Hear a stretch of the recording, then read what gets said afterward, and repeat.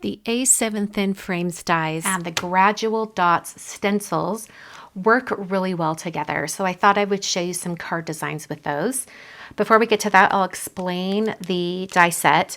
You've got 2 frames and as well as 2 greetings inside. This is very similar to the A2 thin frames dies. In fact, you can get the A7 and the A2 thin frames dies together in a bundle. So the outer frame is exactly 5 by 7. And the inner frame is 5.5 inches tall by 3.5 inches wide. The greetings inside, you get the actual words, as well as the outer shadow die. The Gradual Dot Stencils are 6 by 9 in size, and you get 2 of them. So as you can see, you have one that is a little bit more horizontal, where you have the small dots kind of going in a gradual fashion, going to the larger dots. And then for this one, if you want to have your dots run the other direction, you've got smaller dots on the left and it goes gradually more to the right and they get larger and larger.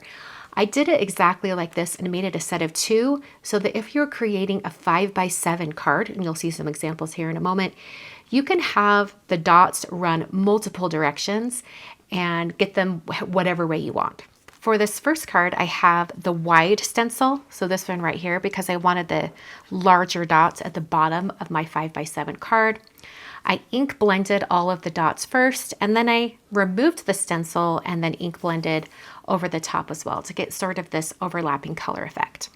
For this card, I used this other stencil. I wanted the big dots at the bottom, so I used the stencil like this. And I just ink blended juniper ink on top of juniper cardstock, and then I splattered on some metallic paint. I also paired this card with the flower from the Cheerful Flowers die set. And then I've got the greetings both down here at the bottom. So I used the outer frame on the 5 by 7 card. It fits perfectly on a 5 by 7.